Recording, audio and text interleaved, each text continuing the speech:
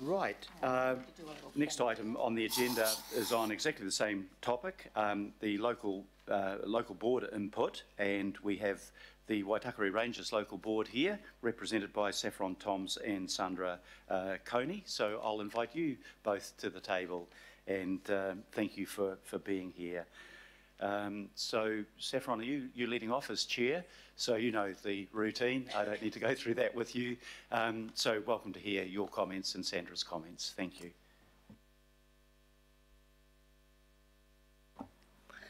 Kia ora tātou katoa. Thank you, Your Worship, and councillors for hearing us today. We are very excited that we've come to this point in this long project. As you will hear, the house was purchased by Waitakere City Council in 2006. I began working on it in my first term in 2013 when Sandra Coney was the chair. And so in 2022, 9 years later, it will be very wonderful to be able to get this signed off and over to the community, to the Going West Trust. In a moment, I'll pass over to Sandra Coney, who was chair of the board in 2013 and has held the mantle for this on behalf of the board, consistently working with the high calibre people from the Going West Trust. There's been a lot of perseverance and it's been a long road, so we're very excited about that today. We were just talking recently about the value of the trust, and one of the things that I see is really valuable about this particular house and this particular writer's residence is its potentiality to actually offer a residence for writers with families with children, because it is a family home. So a lot of our artist retreats don't really have that capacity to cater for artists and writers with children. We're obviously very, very proud of our history and our heritage in the Waitakere Rangers area.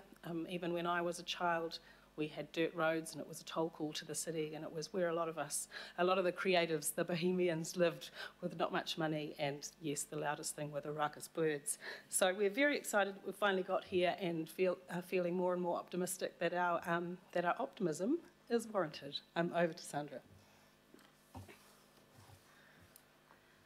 Kia ora, Mr Mayor and councillors present here and online.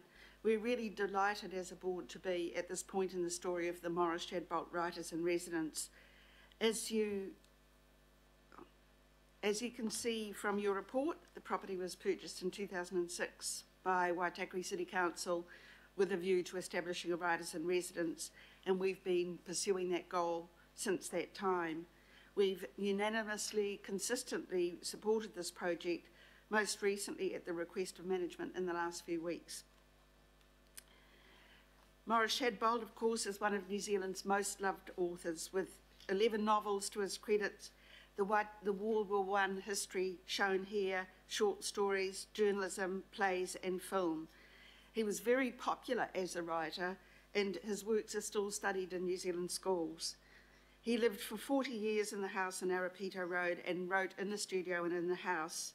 The residency provides an opportunity for writers to experience the cultural cachet of being in the very place this esteemed writer lived and worked, to enjoy the quiet of this bush-clad Titirangi site and be inspired by Maurice's legacy. When I became the chair of the local board in 2013, I met with the Michael King Trust to get their views on a writer's residency on the other side of the harbour, and they were enthusiastic and talked about how the two trusts could work together for mutual benefit. And as you've heard from Naomi, the Going West Trust has exciting plans for how the residency could operate. They're not looking at the residency in a traditional way, but have more imaginative plans that will provide wider benefits than to a single writer.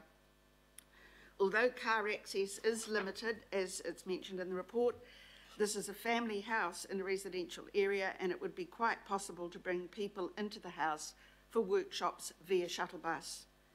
The writer's residency in Maurice's house has the potential to be an asset to Auckland and to complement the goal of the local board that Titirangi is an arts hub for the West, with the Going West Literary Festival seen in this photo, Te Uru Gallery, McCann House, a theatre and music events.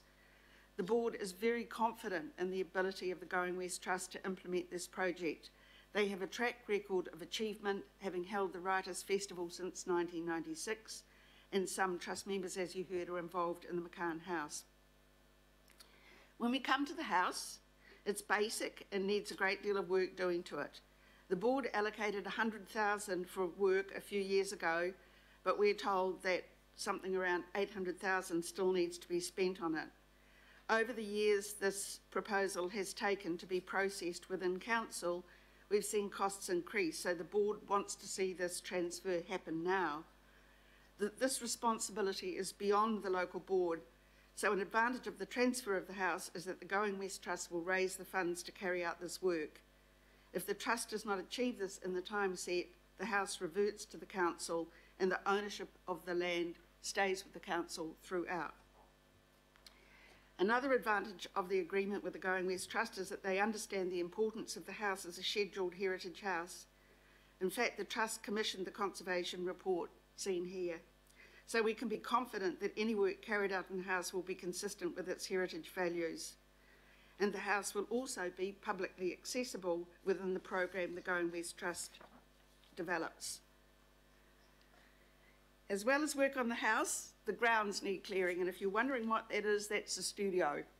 And most of the greenery you can see there is pest plants. There's a very strong growth of pest plants on the property, not so bad now as it was. And next door, that's the McCann House on the right, that is a reserve called the Arapito Reserve there on the left. And you can see it's similarly infested with weeds.